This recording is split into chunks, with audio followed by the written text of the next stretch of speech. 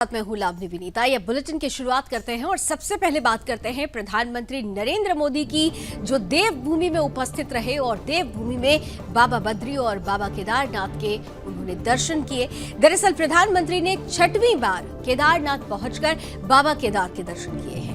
यहां उन्होंने बाबा के दर्शन करने के बाद केदारनाथ धाम की संपूर्ण परिक्रमा की। इस दौरान पीएम ने वहां चल रहे विकास कार्यों की समीक्षा की और श्रमजीवियों से पीएम मोदी ने विशेष मुलाकात की। इस बीच उनसे बातचीत कर उनका हौसला भी बढ़ाया गया। प्रधानमंत्री को अपने बीच पाकर किस तरीके से केदारनाथ के लोग झूम उठे, बाबा बद्री में किस तरीके की रौनक नजर आई, आइए देखते समझते हैं हमारी इस रिपोर्ट में।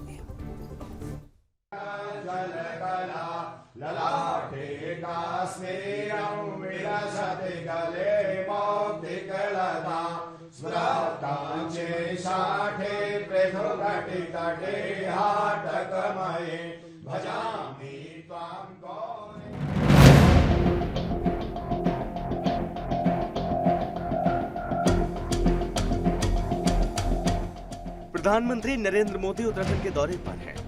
पीएम मोदी 6वीं बार केदारनाथ धाम पहुंचे, जहां पीएम मोदी का तीर्थ पुरोहितों समेत कई गणमान्य लोगों ने जोरदार स्वागत किया। इस दौरान पीएम मोदी की झलक पाने को यहां पर लोग बेताब थे, लेकिन पीएम ने लोगों को निराश नहीं किया। उन्होंने लोगों का अभिवादन स्वीकार किया। वहीं पीएम मोदी के देवभूमि उत्तराखंड पहुंचने पर राज्यपाल लेफ्टिनेंट जनरल गुरमीत सिंह, मुख्यमंत्री पुष्कर सिंह धामी, केंद्रीय रक्षा राज्य मंत्री अजय भट्ट और अन्य गणमान्यों ने भव्य स्वागत किया। सबसे पहले पीएम मोदी ने बाबा केदारनाथ में रुद्राभिषेक किया। नरेंद्र मोदी प्रधानमंत्री बनने के बाद 6वीं बार केदारनाथ धाम पहुंचे और दर्शन किए। बता दें कि पीएम मोदी हर साल दिवाली से पहले देवभूमि में बाबा केदार के दर्शन करते हैं।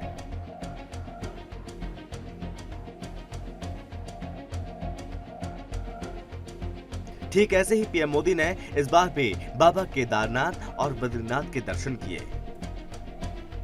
प्रधानमंत्री ने केदारनाथ में श्रद्धालुओं को बड़ी सौगात दी। गौरीकुंड से श्री केदारनाथ के लिए रोपवे की आधारशिला रखी। रोपवे बनने से बाबा केदार के दर्शन सुगमता से श्रद्धालु कर पाएंगे। प्रधानमंत्री ने इस मौके पर गौरीकुंड से केदारनाथ के लिए रोपवे का शिलान्यास किया। 1267 करोड़ रुपए की लागत से बनने वाले 9.7 किलोमीटर के रोपवे के बनने से श्रद्धालुओं को बाबा केदार के दर्शन करने के लिए सुगमता होगी। गौरीकुंड से श्री केदारनाथ पहुंचने में अभी श्रद्धालुओं को 6 से 7 घंटे लगते हैं। इस रोपवे के बन जाने से ये यात्रा सिर्फ आधे घंटे में पूरी हो जाएगी। इस दौरान पीएम मोदी ने आदि गुरु शंकराचार्य की समाधि स्थली पर पहुंचकर पीएम ने दर्शन किए। इस दौरान पीएम मोदी ने मंदाकिनी आस्था पथ और सरस्वती आस्था पथ पर जाकर विकास कार्यों का निरीक्षण किया। इस मौके पर उन्होंने श्री केदारनाथ में चल रहे विभिन्न पुनर्निर्माण और विकास कार्यों का जायजा लिया। प्रधानमंत्री नरेंद्र मोदी ने श्री केदारनाथ में पुनर्निर्माण कार्यों में लगे श्रमजीवियों के साथ बैठक की, उनसे मुलाकात की और उनका हौसला बढ़ाया। इस बीच उत्तराखंड के सीएम पुष्कर सिंह धामी ने प्रधानमंत्री को विभिन्न विकास कार्यों की प्रगति की जानकारी दी।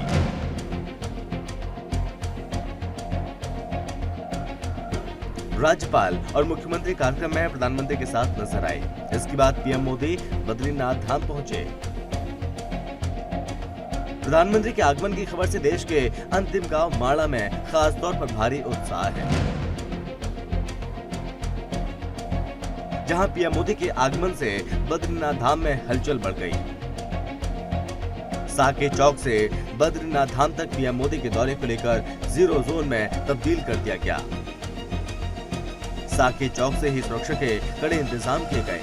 पीएम मोदी इस बार भी अपने खास पहनावे में नजर आए। मंदिर में पूजा अर्चना के बाद बाहर आकर उन्होंने जनता का अभिवादन स्वीकार किया। उनके पहनावे ने हर किसी का ध्यान खींचा। हिमाचल के खास परिधान चोला डोरा पहनकर पीएम मोदी यहां दर्शन करने पहुंचे। सुदर्शन न्यूज से प्रीति झा की रिपोर्ट।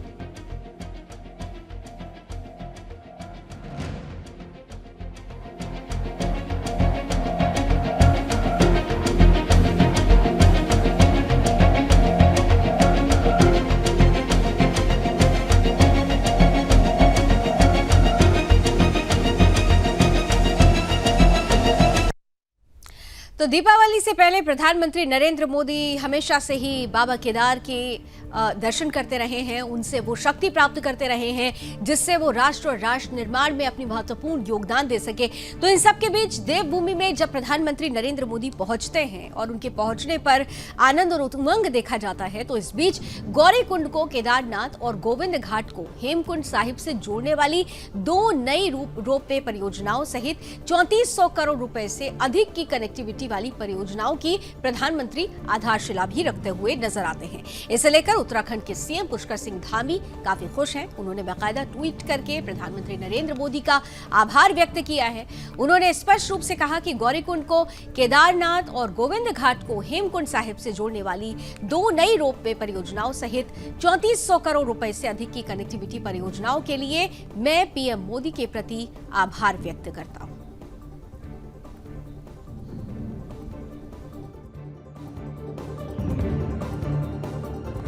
आदरणीय प्रधानमंत्री जी का जो कथन है 21वीं सदी का तीसरा दशक उत्तराखंड का दशक होगा, हमें एक नई ऊर्जा और नया उत्साह हमारे अंदर भरता है। आपका यह विश्वास हर उत्तराखंड वासी का सम्मान है। एक तरफ जहां आज हमें ये गर्व की अनुभूति कराता है, वहीं दूसरी तरफ हमें अपने कर्तव्यों का भी बोध कराता है। जो भी हमसे अपेक्षाएं आज रोजगार के क्षेत्र में भी हमने जितनी भी हमारे यहाँ परीक्षाएं होनी है, कुछ बीच में विलंब हुआ, लेकिन उन विलंबों को छोड़कर हमने लोक सेवा आयोग से सारी 7000 जो भर्तियां होनी थी तत्काल, उन भर्तियों को करने का हमने संकल्प लिया है। उसका कैलेंडर जारी कर दिया है। दिसंबर माह तक सारी भर्तियां कर देंगे। उसके अलावा 19000 भर्तियां जो आपने 10 लाख लोगों को पूरे देश के अंदर रोजगार देने का संकल्प लिया है, उसमें उत्तराखंड की भी जो भूमिका होगी, हम एक कदम आगे बढ़कर उसको पूरा करने का काम करेंगे। 19000 भर्तियों को भी जल्दी ही निकालेंगे और अगले 1 वर्ष के अंदर इन सभी रिक्त पदों पर हम भर्ती की प्रक्रिया पूरी। इधर दीपावली पर्व पर शहर में यातायात व्यवस्था बनाए जाने के साथ सुरक्षा को लेकर मसूरी के एसडीएम शैलेंद्र सिंह नेगी ने संबंधित अधिकारियों और शहर के लोगों के साथ एसडीएम कार्यालय में बैठक की। इस बैठक में दीपावली में पटाखों की दुकानें लगाए जाने के नियमों को लेकर चर्चा की गई। इस दौरान एसडीएम ने नियमों के अनुसार की पटाखे बेचने के निर्देश भी दिए। साथ ही पटाखों की अनाधिकृत बिक्री करने पर दुकानदारों पर कानूनी कार्रवाई करने की भी बात कही। एसडीएम शैलेंद्र सिंह नेगी ने बताया कि दीपावली को लेकर जिलाधिकारी के निर्देश पर बैठक का आयोजन किया गया है, जिसमें शासन की ओर से जारी गाइडलाइन के बारे में संपूर्ण चर्चा की गई। उन्होंने कहा कि दीपावली में मुख्यतः आगजनी की घटनाएं और पटाखों से दुर्घटना होने की संभावना बनी रहती है और इसे लेकर उनकी तरफ से मसूरी पुलिस और फायर सर्विस के जवानों को अलर्ट पर रहने के निर्देश जारी किए गए हैं। वहीं मसूरी के उप जिला चिकित्सालय में भी दीपावली के लिए विशेष तैयारी कर दी गई है, जिससे कि किसी प्रकार की घटना होने पर तत्काल बचाव कार्य शुरू किया जा सके। इस मौके पर मसूरी लंढौर बाजार पर विशेष ध्यान दिया जाएगा। एसडीएम मसूरी ने कहा कि दीपावली के अवसर पर लंढौर बाजार में अत्यधिक भीड़ होने के कारण वहां पर सुरक्षा और यातायात को लेकर विशेष प्लान तैयार किए गए हैं, जिससे कि लोगों को किसी प्रकार की कोई परेशानी न हो। पर्व को लेकर के डीएम साहब ने निर्देश जारी किए गए थे और उनको हमने एग्जीक्यूट करने के लिए यहाँ पर जो लाइन डिपार्टमेंट हैं और व्यापार मंडल और पटाखा विक्रेता और अन्य जो इससे जुड़े हुए स्टेक होल्डर हैं, उनको लेकर यहाँ बैठक की और उनमें विशेष रूप से आगजनी को रोकने पर विशेष जो है फोकस किया गया। और ये उम्मीद हम कर रहे हैं कि जिनको भी हम लाइसेंस दे रहे हैं वो ये पूरे नियमों का पालन करेंगे। यदि वो किसी तरीके से भी कोताही बरतते हैं तो हम जो है कार्रवाई करेंगे, ये हमने उनको बताया है। साथ में वो स्वयं में भी अपने लेवल पे आगजनी को रोकने के लिए प्रयास करेंगे। अपनी दुकान के पास जो है पानी का जो ड्रम है उसको भर के रखेंगे। रेत और मिट्टी के इधर मसूरी नगरपालिका प्रशासन की तरफ से मसूरी में पेट्रोल पंप के पास नियमों को ताक पर रखकर राष्ट्रीय राजमार्ग, लोक निर्माण विभाग और मसूरी देहरादून विकास प्राधिकरण के बिना अनुमति के 19 दुकानों का निर्माण करा दिया गया है। इसे हटाने को लेकर मसूरी देहरादून विकास प्राधिकरण, राष्ट्रीय राजमार्ग और लोक निर्माण विभाग ने चालान कर अवैध रूप से निर्मित दुकानों को हटाने के निर्देश दिए हैं। दरअसल इसे लेकर पिछले दिनों जिला प्रशासन द्वारा नाराजगी भी व्यक्त की जा चुकी है, जिस पर नगरपालिका प्रशासन की तरफ से कई दुकानों को हटाए जाने का निर्णय लिया गया। वहीं लगातार अवैध तरीके से बनी दुकानों के हो रहे विरोध को देखते हुए नगरपालिका प्रशासन ने अपने अवैध काम को अधिकृत बनाए जाने को लेकर भी प्रधानमंत्री नरेंद्र मोदी के चेहरे का इस्तेमाल किया है, जो इन दिनों मसूरी में चर्चा का विषय बना हुआ है।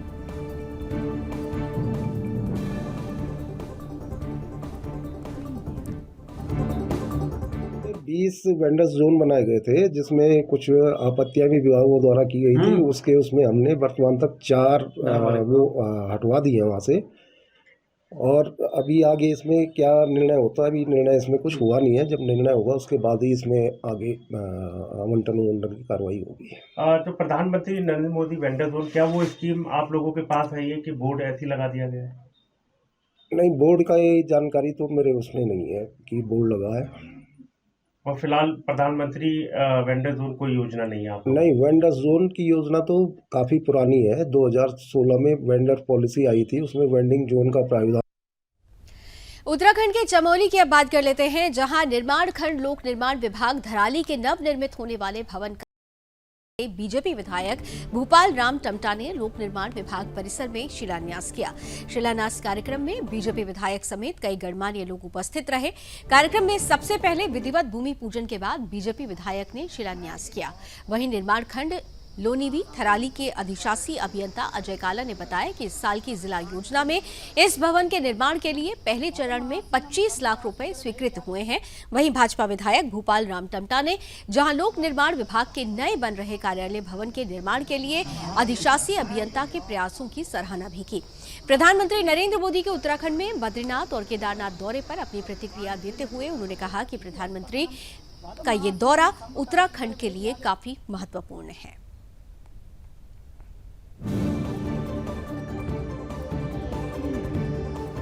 बिल्डिंग थी 1976 में, ये खंड खुला था 1976 में, तब की शायद ये बिल्डिंग भवन रहा होगा।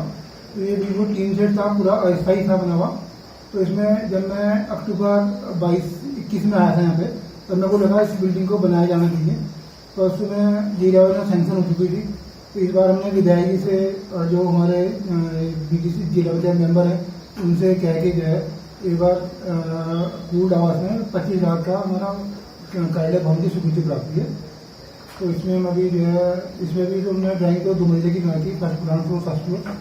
निश्चित रूप से यशस्वी प्रधानमंत्री जी का देवभूमि उत्तराखंड के प्रति एक अलग लगाव रहा है। और मैं ये समझता हूँ कि हम सब लोगों का सौभाग्य है कि आज कल हमारे यशस्वी प्रधानमंत्री जी श्री बद्रीनाथ की धरती, पावन धरती पर आ रहे हैं। और वहाँ पर जो एक कार्यक्रम उनके द्वारा रखा गया है, निश्चित रूप से उनका एक जो सोच रही है और जो उत्तराखंड के प्रति उनका जो एक लगाव रहा है, निश्चित रूप से हम। इधर उत्तराखंड के रुद्रपुर की अब बात करेंगे, जहां पुलिस प्रशासन को बड़ी कामयाबी हाथ लगी है। दरअसल गेस्ट हाउस संचालक होटल में लड़कियों को रखकर अनैतिक कार्य करा रहा था, जिसकी सूचना पुलिस को मिली, जिसके बाद पुलिस ने एंटी ह्यूमन ट्रैफिकिंग यूनिट की प्रभारी निरीक्षक बसंती आर्य के नेतृत्व में छापेमारी की। मौके से संचालक और एक युवती बरामद हुई। संचालक ने पूछताछ में बताया कि वो राजस्थान की रहने वाली है और गेस्ट हाउस के संचालन द्वारा उसे काम के लिए यहाँ पर बुलाया गया था। इस दौरान उसने बताया कि वो कई दिनों से यहाँ रह रही है और उसके साथ संचालक द्वारा शारीरिक शोषण के साथ ही अन्य ग्राहकों के पास भेजकर अनैतिक कार्य भी कराया जा रहा है। दरअसल बताया यह भी जा रहा है कि अनैतिक कार्य कराने में संचालक द्वारा पैसा लिया जाता है। युवती ने बताया कि उसे 500 रुपए दिए जाते हैं और वो मजबूरी में ये काम कर रही है। फिलहाल पुलिस ने इस मामले में होटल संचालक को गिरफ्तार कर लिया है और आगे की कार्रवाई जारी है।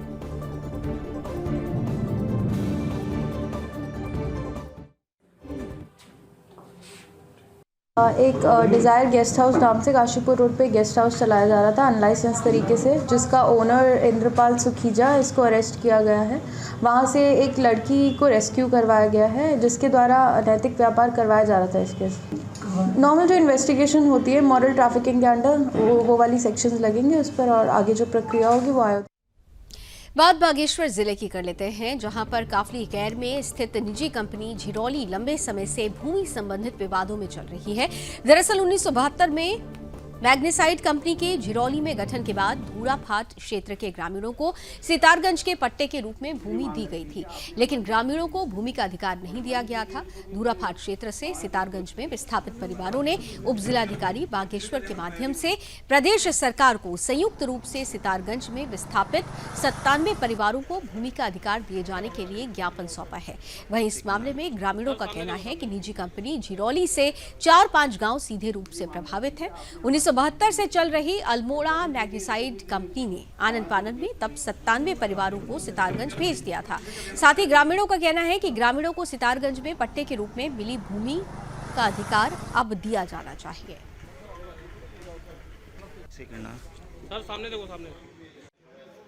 मटेला, बिलोरी, झिरोली और बसोला के क्या कहते हैं ग्रामीण हैं, जिसमें क्या कहते हैं विगत 1972 में जो वहाँ पर मैग्नीसाइट कंपनी जो है स्थापित हुई है, उसके हमारी जो है समस्त ज़मीन जो है जब्त कर ली गई।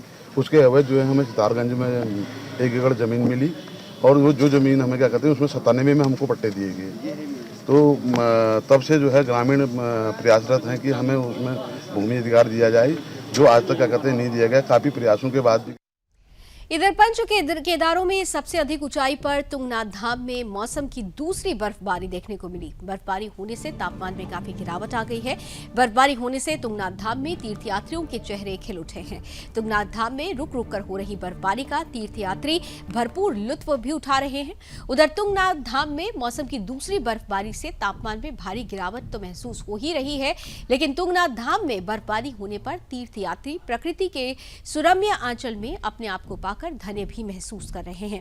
दूसरी तरफ तुंगनाथ धाम में इस बार तीर्थयात्रियों के आंकड़े का नया कीर्तिमान देखने को मिल रहा है। अभी तक की अगर बात की जाए तो तुंगनाथ धाम में 25,167 तीर्थयात्री धाम में पूजा अर्चना कर मनौती मांग चुके हैं। ऐसी मान्यता है कि सच्चे मन से अगर भक्त भगवान तुंगनाथ धाम में पूजा अर्चना करते हैं तो भक्तों की सारी मनोकामनाएं पूर्ण होती हैं।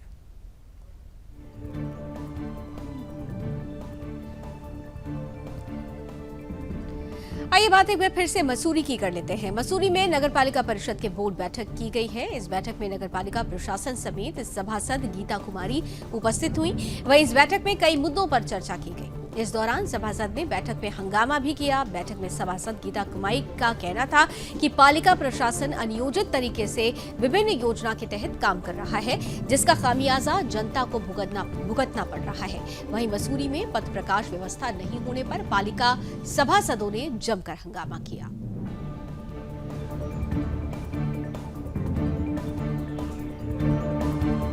खबर लालकुआं से लेते हैं, जहां धनतेरस और दीपावली पर्व को लेकर नगर पंचायत के अध्यक्ष और ग्रामीणों की अपनी देखरेख में नगर पंचायत के सफाई कर्मियों के साथ नगर में सफाई अभियान चलाया गया।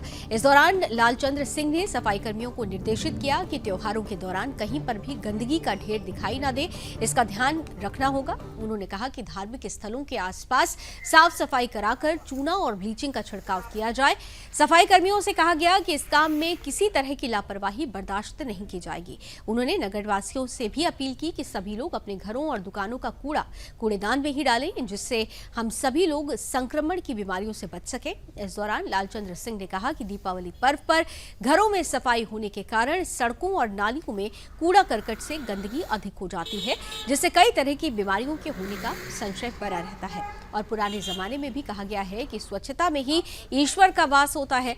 उन्होंने नगरवासियों से प्लास्टिक पॉलिथीन का इस्तेमाल न करने की भी अपील की है।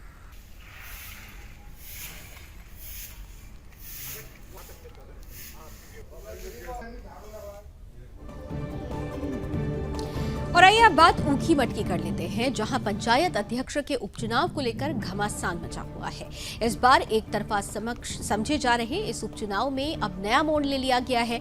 अध्यक्ष पद कांग्रेस के दावेदार ज्योति देवी ने सचिव पंचायती राज को भेजे पत्र में अमरदेव शाह के नामांकन को निरस्त करने की मांग की है। उन्होंने आरोप लगाया है कि अमरदेव शाह के खिलाफ भ्रष्टाचार के चलते अविश्वास पारित हुआ था, जिस पर संयुक्त निदेशक पंचायती राज द्वारा जिलाधिकारी रुद्रप्रयाग को मामले की रिपोर्ट मांगी गई है। वहीं राज्य निर्वाचन आयोग द्वारा होने वाले जिला पंचायत अध्यक्ष उपचुनाव को लेकर स्थगन को लेकर 28 अक्टूबर को इस चुनाव को संपन्न कराने के आदेश दिए गए हैं।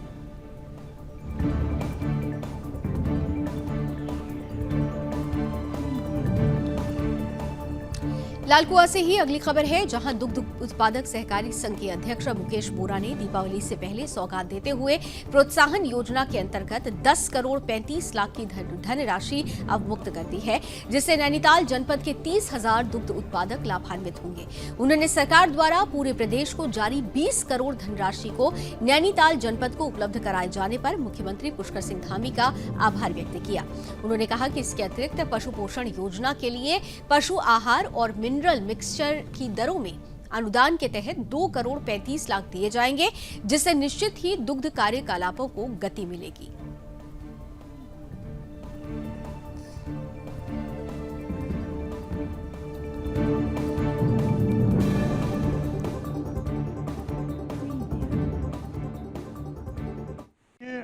समय समय पर नियमित कर्मचारियों के डीए इत्यादि बढ़ते हैं, लेकिन जो हमारे कामगार हैं उनको बहुत ज़्यादा मानदेय नहीं मिलता, लेकिन वो मेहनत बहुत करते हैं। इसी को देखते हुए मैंने 15 अगस्त को एक घोषणा करी थी कि हम 1000 रुपये अपने नैनीताल दुग्ध संघ के कामगारों को बढ़ाएंगे, क्योंकि उनका भी दुग्ध संघ को आगे बढ़ाने में योगदान है। तो उस पर अमल करते हुए कल 18 तारीख को उसकी हमको स्वीकृति मिली है और अक्टूबर माह में दिवाली से पहले हम उनके लिए 1000 रुपये इस माह के। इधर खबर हरिद्वार से लेते हैं, जहां ब्लॉक बहादुराबाद सभागार में ग्राम प्रधानों और ग्राम सदस्यों ने आधिकारिक तौर पर शपथ ग्रहण कर ली है। खंड विकास अधिकारी की अध्यक्षता में सदस्यता ग्रहण की गई। वहीं खंड विकास अधिकारी मानस मित्तल ने बताया कि 80 ग्राम प्रधान निर्वाचित हुए हैं, वहीं 76 ग्राम प्रधानों ने शपथ ली है और 4 ग्राम प्रधानों की शपथ बाकी है। सदस्य पूरे न होने के कारण ये शपथ अभी रुकी हुई है। सभी ग्राम प्रधानों की पहली मीटिंग निर्धारित कर दी गई है, जिसके बाद सभी ग्राम पंचायतों का कार्यकाल भी शुरू कर दिया जाएगा।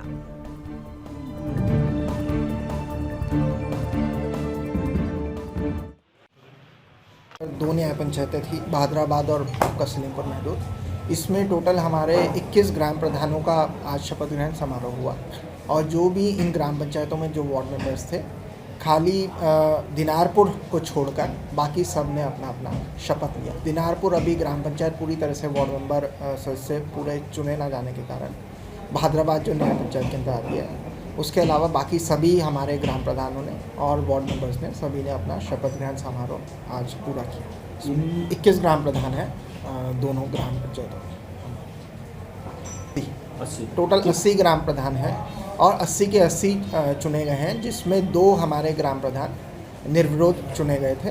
सभी का आज अपनी अपनी न्याय पंचायतों में शपथ ग्रहण समारोह किया। दीपावली का त्योहार नजदीक आते ही अग्निशमन विभाग भी अपनी तैयारियों में जुट गया है, क्योंकि अधिकतर ये माना जाता है कि दीपावली के त्योहार पर आग लगने के मामले सबसे ज्यादा आते हैं। ऐसे में अग्निशमन विभाग किस तरह से तैयार है, आइए पूरा मामला समझते हैं हमारी इस रिपोर्ट में।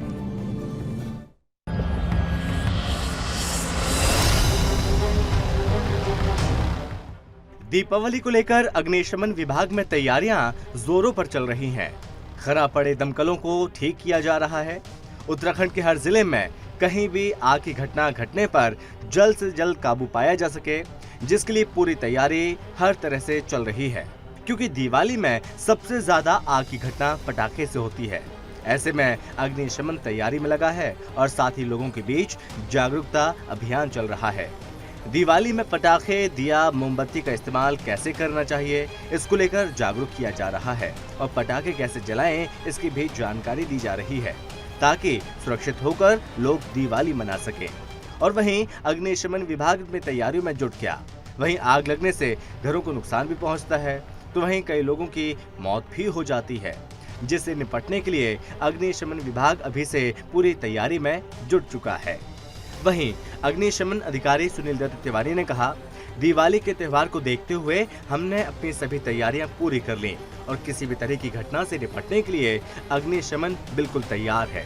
और साथ ही उन्होंने कहा कि राजधानी देहरादून के अंदर 8 जगहों पर अग्निशमन की गाड़ियां पहले से ही खड़ी कर दी गई और साथ ही अग्निशमन कार्यालय में भी कई गाड़ियां पहले से तैयार रहेंगी। अगर ऐसे में कोई भी सूचना अग्निशमन विभाग को मिलती है तो हम तुरंत वहां पर अपनी गाड़ियां रवाना करेंगे।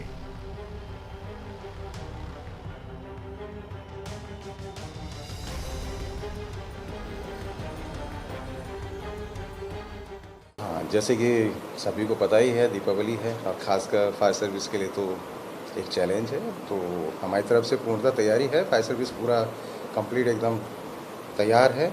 जैसे हमारे यहाँ से 8 जगह हम देहरादून को जैसे पूरा कवरअप करते हैं, तो 8 जगह हमारी गाड़ियाँ स्टैंड बाई रहेंगी। जैसे धर्मपुर चौक हो गया, सहारनपुर चौक हो गया, हमारा घंटाघर हो गया, सहजधारा क्रॉसिंग हो गया, प्रेम नगर, इस तरह से 8 जगह हमारी रहेंगी। और कुछ यूनिट्स हमारी फायर स्टेशन पर भी अलर्ट की पोजीशन में रहेंगी। और जैसे हम बात करें कि हमारा नैरो कहीं पर है, हमारा गली है या कुछ है, उसके लिए हमारे पास छोटे वाहन हैं, मिनी वाटर टेंडर है, उससे हम लोग उसे कवर करेंगे। बाइक है हमारे पास, बुलेट मोटरसाइकिल 4, वो हम जगह जगह उसको स्थापित करेंगे, ड्यूटी लगाएंगे उनकी, उससे कवर अप करेंगे।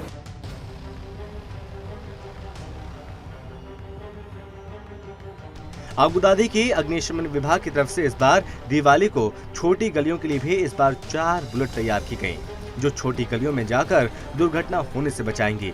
इसके साथ ही उन्होंने जनता से अपील भी की, जब कोई ऐसी घटना कहीं पर घटे तो वो तुरंत 112 पर अग्निशमन को सूचित करें, जिससे कि समय रहते अग्नि पर काबू पाया जा सके।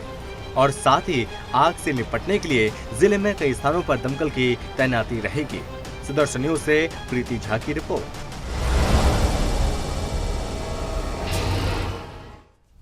तो अग्निशमन विभाग भी तैयार है और देश भी तैयार है रोशनी का पर्व दीपावली मनाने के लिए, लेकिन दीपावली मनाएंगे स्वदेशी दीपावली मनाएंगे। चलिए इसी के साथ अपना उत्तराखंड में अभी बस इतना ही। देश और दुनिया की तमाम खबरों के लिए आप जुड़े रहिए सुदर्शन न्यूज के साथ। जय हिंद।